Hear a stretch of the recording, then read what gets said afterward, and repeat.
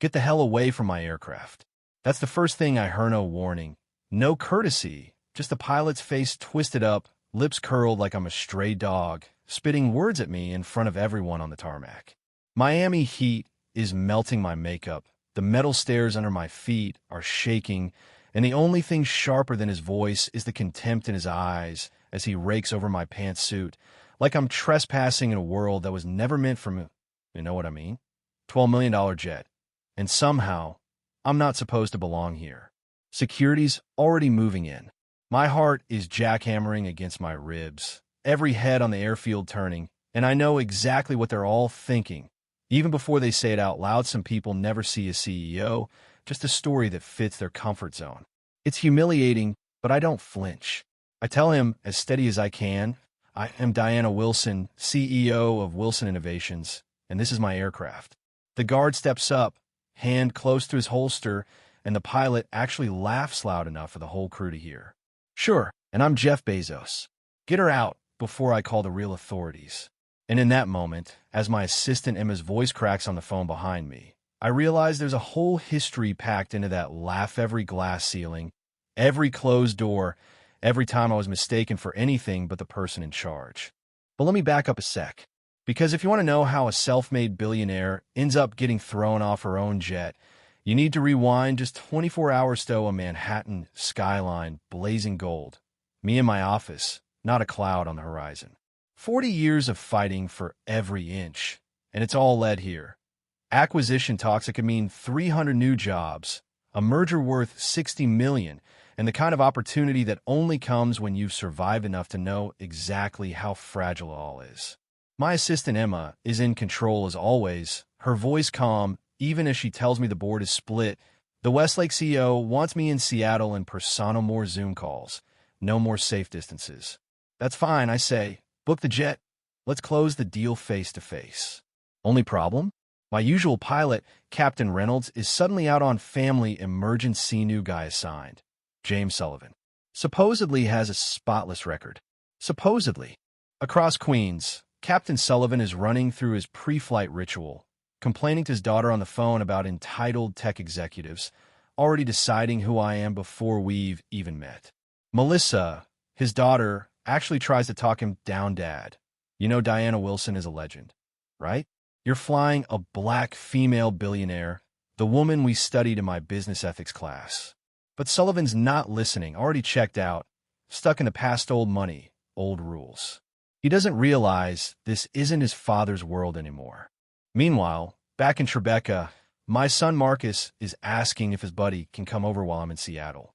17, sharp as a tack, certain that his last name is his ticket to Colombia. I tell him nothing's guaranteed, no matter what building has my name on it. That's just the truth. People see what they want to see. Ignore the rest. He rolls his eyes, but I can tell he gets it. Morning comes like an ambush. 5:15 a.m. My driver Thomas, loyal as they come, tells me about his nephew needing a job in tech. I tell him to send a resume. This is how you build loyalty, brick by brick, chance by chance. At the airport, Emma is waiting with protein smoothies and an update. Weather's perfect. Board is prepped. We're ready. Sullivan is at the bottom of the stairs, scanning past us, asking if Mr. Wilson will be joining. Another notch for the collection, the 100th time I've been mistaken for the assistant. But you get used to it, or at least you learn to use it. We board. The flight is routine. Sullivan stays in the cockpit, barely saying a word, Emma and I prepping for Seattle. By the time we land, clouds have rolled in, Seattle doing what it does best, gloom and drizzle. The deal is hanging by a thread. Marcus Hayes from Westlake calls, says the Chicago side is threatening to walk if we don't show up in the next hour. I scramble. Emma is a miracle worker, somehow gets their pilot to hold off. We pivot, refuel, fly straight to San Francisco. Sullivan, suddenly rigid, tells me there's no way to cut the refueling line. No exceptions, not for anyone. His tone isn't just about protocol, it's about who he thinks deserves to ask for urgency. I keep it professional, but there's a chill in the air that isn't about the air conditioning. In San Francisco, we closed the deal, but it cost me concessions I hadn't planned on.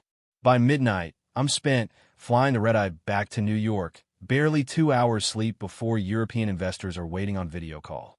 I don't complain. This is what the job is. Next day, it's Miami quarterly site visit, ribbon cutting, lab tours, the usual whirlwind. Emma tries to keep things smooth, but Sullivan is prickly short answers, stone face, barely polite. When it's time to head back to New York, the storm has rolled in. Emma finds out Sullivan isn't answering his phone. My luggage is already loaded. The pilot is missing. When he finally shows up, he reeks there's no mistaking the smell. I pull him aside, keep my voice low, ask the only question that matters. Captain, have you been drinking? He bristles, gets defensive, throws my authority in my face. I tell him I'm requesting a replacement pilot. He loses it, grabs my arm, starts ranting about tech millionaires and control. I stand my ground. This is my aircraft, and safety comes first. The confrontation is loud enough to draw a crowd. He tries to embarrass me, says I can't buy my way out of this, accuses me of throwing money at problems. I keep calm, tell him he's done for the night. He storms off, still yelling, and I'm left with Emma, the staff, the awkward silence that always follows when a mask slips off power and you see what's underneath. We get a hotel, wait for Jet Elite to send a new pilot, Captain Reynolds, miraculously back from family leave, even though, as we find out, his father's been dead 20 years. Sullivan lied about everything: his assignment, his credentials, even why he was flying me at all. Turns out, he had no right to be in that cockpit. He targeted my flight after hearing his daughter Melissa talk about me. But instead of feeling inspired, he just got angry. Resentment, old wounds, fear of being left behind. Whatever it was, it boiled over that night. Jet Elite fires him on the spot, offers apologies and compensation, promises to fix the loopholes. Reynolds, the real pilot, tells me this was a breach so big the FAA might get involved. On the flight home, Emma shakes her head. Most people would take a day off after something like this. I just smile.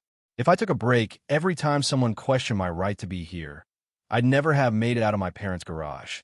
The next days are a blur. Media picks up the story after some baggage handler posts a video online. Marcus sees it first. "You look badass, Mom," he says. Calm, collected, while he lost his mind. Emma and I joke about adding this to the collection of microaggressions, except this one was macro, public, undeniable. Then comes an email from Melissa Sullivan. She's devastated by her father's actions, wants to apologize on his behalf, explains his bitterness since her mother's death, his refusal to get help. I tell her not to take on guilt that isn't hers. Everyone chooses their own path. The work continues, maybe harder now, maybe with a few more eyes on us, but that's fine. We're used to it.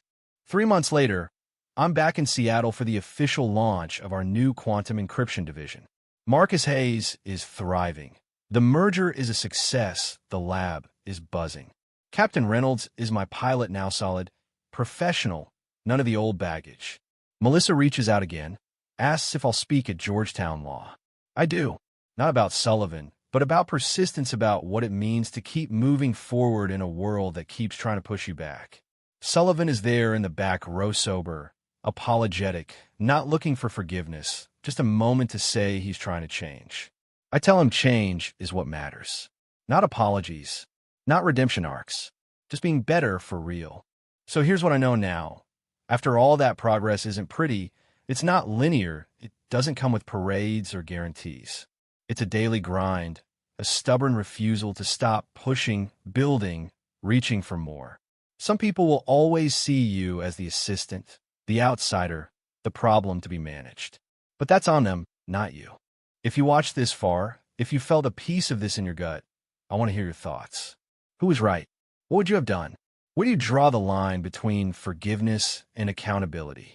Share your perspective below, because this isn't just my story, it's all of ours. And the only way things get better is if we keep talking, keep pushing, and never, ever settle for less.